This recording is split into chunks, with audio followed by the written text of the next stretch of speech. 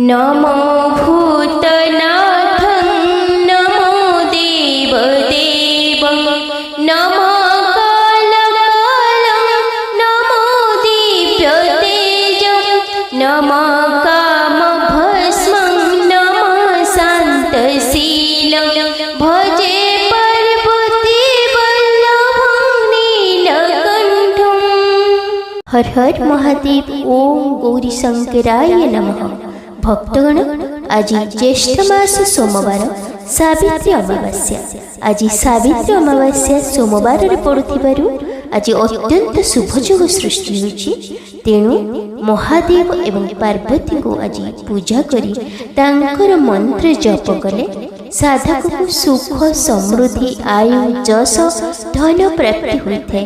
समस्त आर्थिक संकट दूर हुए, रोग मुक्ति मिले, समस्त ग्रह रिष्ट खंडन होता है, वैवाहिक जीवन सुखमय हुए।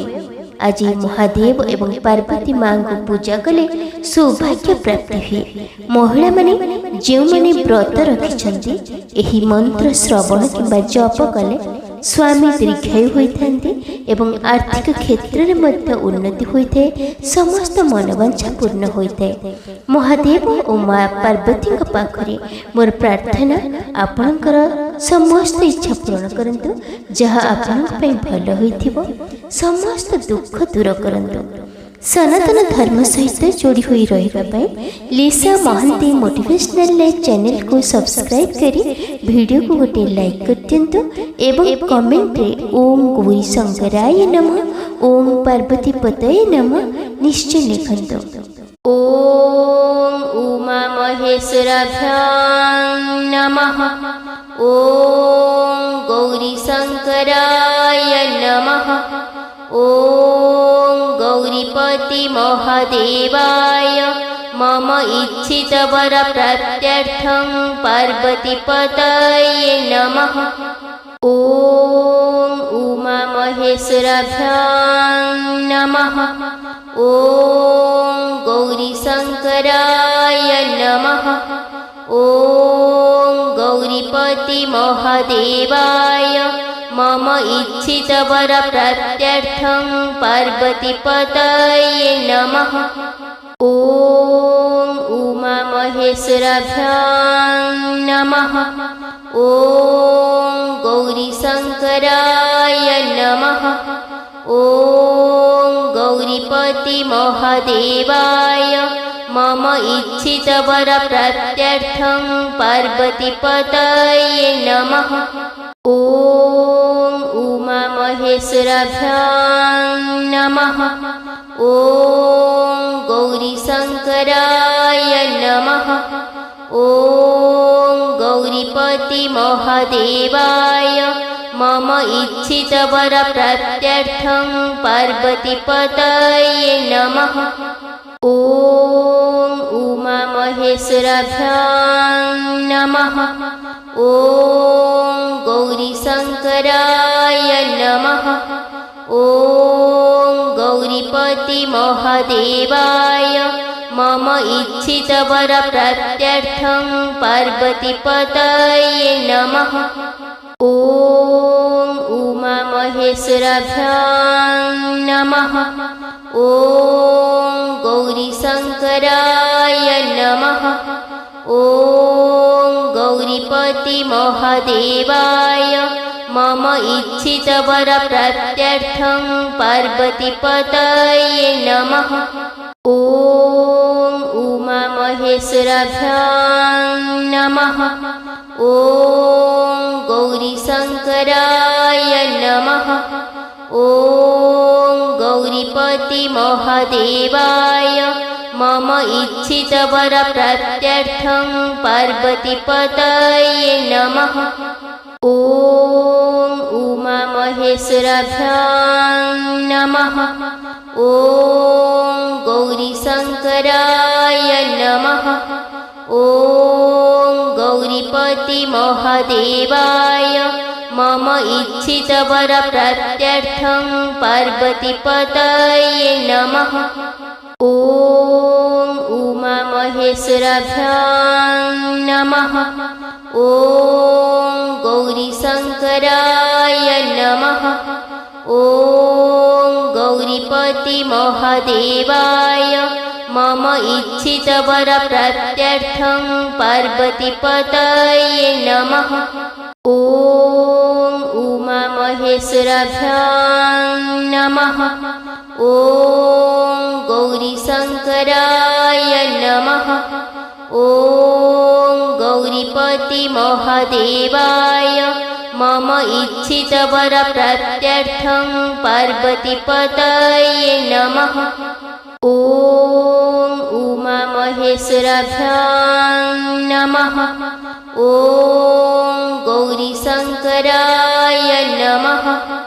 ॐ गौरीपति महादेवाय मम इच्छितवरप्राप्त्यर्थं पार्वतीपतये नमः। ॐ उमामहेश्वराभ्यां नमः। ॐ गौरीशङ्कराय नमः। ॐ गौरीपति महादेवाय मम इच्छितवरप्राप्त्यर्थं पार्वतीपतये नमः। ॐ उमामहेश्वराभ्यां नमः। ॐ गौरीशङ्कराय नमः। ॐ गौरीपति महादेवाय मम इच्छितवरप्राप्त्यर्थं पार्वतीपतये नमः। ॐ उमामहेश्वराभ्यां नमः। ॐ गौरीशङ्कराय नमः। ॐ गौरीपति महादेवाय मम इच्छितवरप्राप्त्यर्थं पार्वतीपतये नमः। ॐ उमामहेश्वराभ्यां नमः। ॐ गौरीशङ्कराय नमः। ॐ गौरीपति महादेवाय मम इच्छितवरप्राप्त्यर्थं पार्वतीपतये नमः। ॐ उमामहेश्वराभ्यां नमः। ॐ गौरीशङ्कराय नमः। ॐ गौरीपति महादेवाय मम इच्छितवरप्राप्त्यर्थं पार्वतीपतये नमः। ॐ उमामहेश्वराभ्यां नमः। ॐ गौरीशङ्कराय नमः। ॐ गौरीपति महादेवाय मम इच्छितवरप्राप्त्यर्थं पार्वतीपतये नमः। ॐ उमामहेश्वराभ्यां नमः। ॐ गौरीशङ्कराय नमः। ॐ गौरीपति महादेवाय मम इच्छितवरप्राप्त्यर्थं पार्वतीपतये नमः। ॐ उमामहेश्वराभ्यां नमः। ॐ गौरीशङ्कराय नमः। ॐ गौरीपति महादेवाय मम इच्छितवरप्राप्त्यर्थं पार्वतीपतये नमः। ॐ उमामहेश्वराभ्यां नमः। ॐ गौरीशङ्कराय नमः। ॐ गौरीपति महादेवाय मम इच्छितवरप्राप्त्यर्थं पार्वतीपतये नमः। ॐ उमामहेश्वराभ्यां नमः। ॐ गौरीशङ्कराय नमः। ॐ गौरीपति महादेवाय मम इच्छितवरप्राप्त्यर्थं पार्वतीपतये नमः। ॐ उमामहेश्वराभ्यां नमः। ॐ गौरीशङ्कराय नमः। ॐ गौरीपति महादेवाय मम इच्छितवरप्राप्त्यर्थं पार्वतीपतये नमः। ॐ उमामहेश्वराभ्यां नमः। ॐ गौरीशङ्कराय नमः। ॐ गौरीपतिमहादेवाय मम इच्छितवरप्राप्त्यर्थं पार्वतीपतये नमः। ॐ उमामहेश्वराभ्यां नमः। ॐ गौरीशङ्कराय नमः। ॐ गौरीपतिमहादेवाय मम इच्छितवरप्राप्त्यर्थं पार्वतीपतये नमः। ॐ उमामहेश्वराभ्यां नमः। ॐ गौरीशङ्कराय नमः। ॐ गौरीपतिमहादेवाय मम इच्छितवरप्राप्त्यर्थं पार्वतीपतये नमः। ॐ उमामहेश्वराभ्यां नमः। ॐ गौरीशङ्कराय नमः।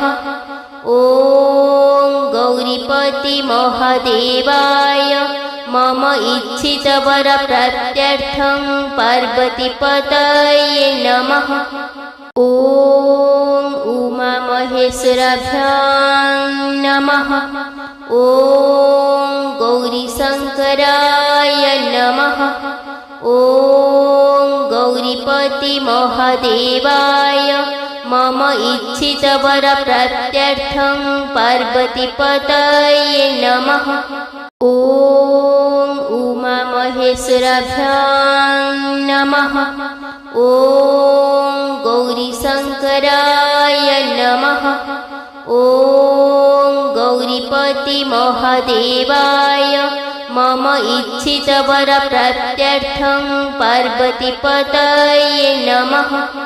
ॐ उमामहेश्वराभ्यां नमः। ॐ गौरीशङ्कराय नमः। ॐ गौरीपतिमहादेवाय मम इच्छितवरप्राप्त्यर्थं पार्वतीपतये नमः। ॐ उमामहेश्वराभ्यां नमः। ॐ गौरीशङ्कराय नमः। ॐ गौरीपतिमहादेवाय मम इच्छितवरप्राप्त्यर्थं पार्वतीपतये नमः। ॐ उमामहेश्वराभ्यां नमः। ॐ गौरीशङ्कराय नमः। ॐ गौरीपतिमहादेवाय मम इच्छितवरप्राप्त्यर्थं पार्वतीपतये नमः।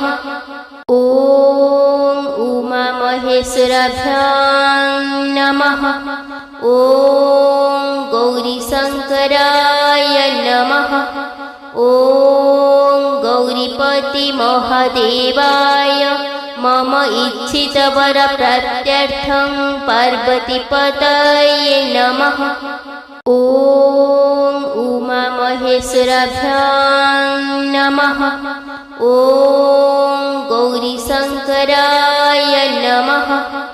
ॐ गौरीपतिमहादेवाय मम इच्छितवरप्राप्त्यर्थं पार्वतीपतये नमः। ॐ उमामहेश्वराभ्यां नमः। ॐ गौरीशङ्कराय नमः। ॐ गौरीपतिमहादेवाय मम इच्छितवरप्राप्त्यर्थं पार्वतीपतये नमः। ॐ उमामहेश्वराभ्यां नमः। ॐ गौरीशङ्कराय नमः। ॐ गौरीपतिमहादेवाय मम इच्छितवरप्राप्त्यर्थं पार्वतीपतये नमः। ॐ उमामहेश्वराभ्यां नमः। ॐ गौरीशङ्कराय नमः। ॐ गौरीपतिमहादेवाय मम इच्छितवरप्राप्त्यर्थं पार्वतीपतये नमः। ॐ उमामहेश्वराभ्यां नमः। ॐ गौरीशङ्कराय नमः। ॐ गौरीपतिमहादेवाय मम इच्छितवरप्राप्त्यर्थं पार्वतीपतये नमः। ॐ उमामहेश्वराभ्यां नमः। ॐ गौरीशङ्कराय नमः।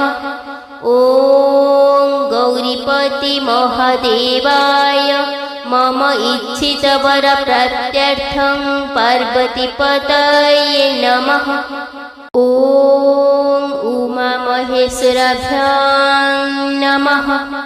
ॐ गौरीशङ्कराय नमः। ॐ गौरीपतिमहादेवाय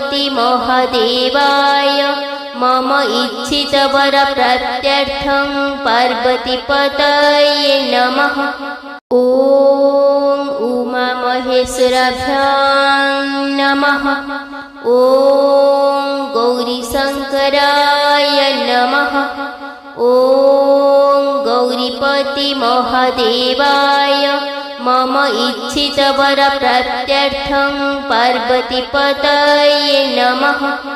ॐ उमामहेश्वराभ्यां नमः। ॐ गौरीशङ्कराय नमः। ॐ गौरीपतिमहादेवाय मम इच्छितवरप्राप्त्यर्थं पार्वतीपतये नमः। ॐ उमामहेश्वराभ्यां नमः। ॐ गौरीशङ्कराय नमः। ॐ गौरीपतिमहादेवाय मम इच्छितवरप्राप्त्यर्थं पार्वतीपतये नमः। ॐ उमामहेश्वराभ्यां नमः। ॐ गौरीशङ्कराय नमः। ॐ गौरीपतिमहादेवाय मम इच्छितवरप्राप्त्यर्थं पार्वतीपतये नमः। ॐ उमामहेश्वराभ्यां नमः। ॐ गौरीशङ्कराय नमः। ॐ गौरीपतिमहादेवाय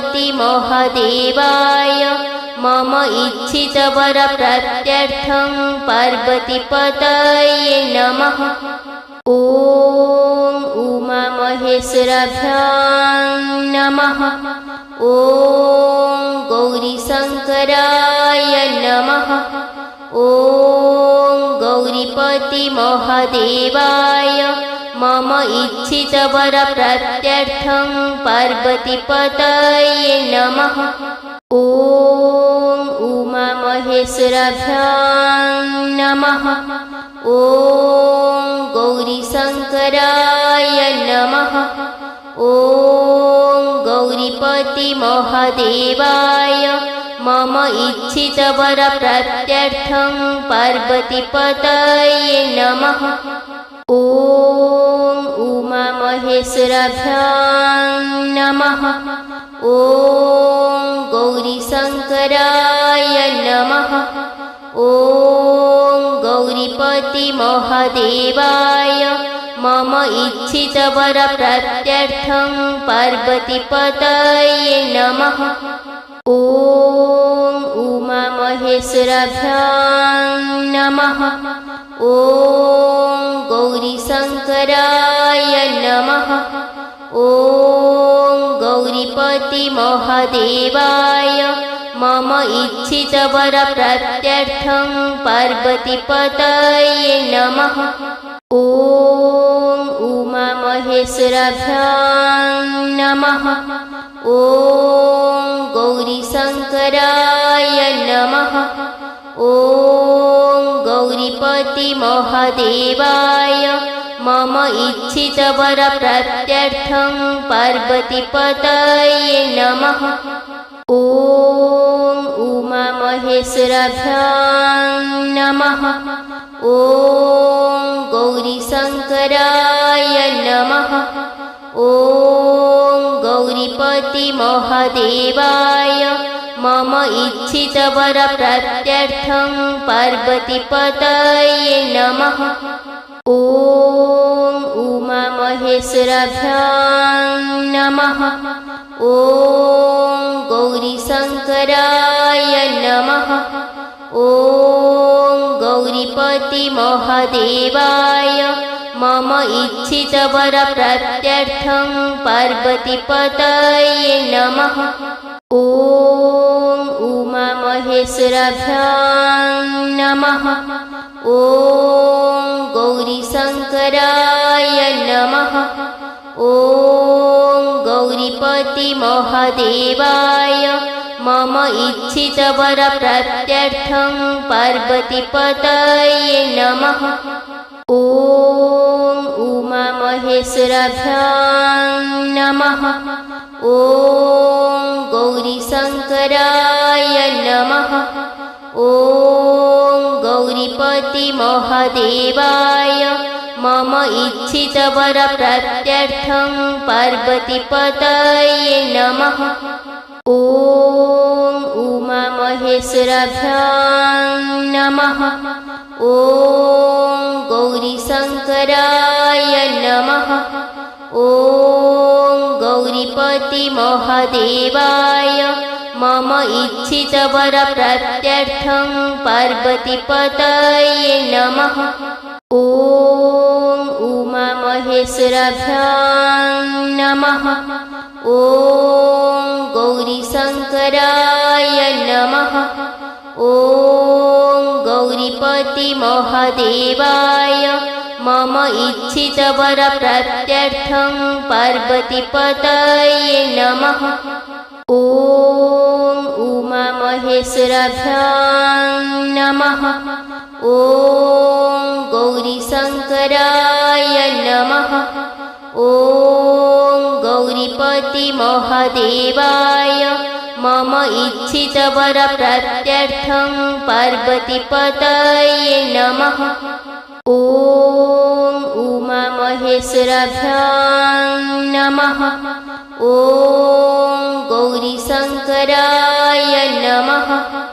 ॐ गौरीपतिमहादेवाय मम इच्छितवरप्राप्त्यर्थं पार्वतीपतये नमः। ॐ उमामहेश्वराभ्यां नमः। ॐ गौरीशङ्कराय नमः।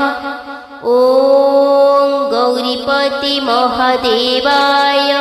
मम इच्छितवरप्राप्त्यर्थं पार्वतीपतये नमः। ॐ उमामहेश्वराभ्यां नमः। ॐ गौरीशङ्कराय नमः। ॐ गौरीपतिमहादेवाय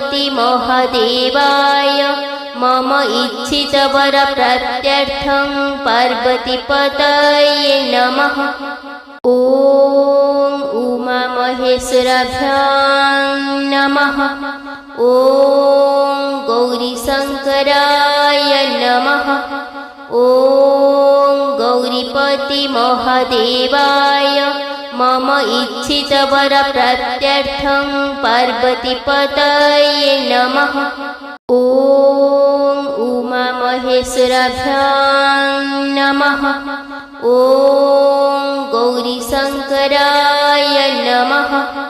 ॐ गौरीपतिमहादेवाय मम इच्छितवरप्राप्त्यर्थं पार्वतीपतये नमः।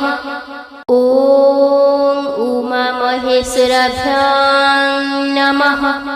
ॐ गौरीशङ्कराय नमः। ॐ गौरीपतिमहादेवाय मम इच्छितवरप्राप्त्यर्थं पार्वतीपतये नमः। ॐ उमामहेश्वराभ्यां नमः। ॐ गौरीशङ्कराय नमः। ॐ गौरीपतिमहादेवाय मम इच्छितवरप्राप्त्यर्थं पार्वतीपतये नमः।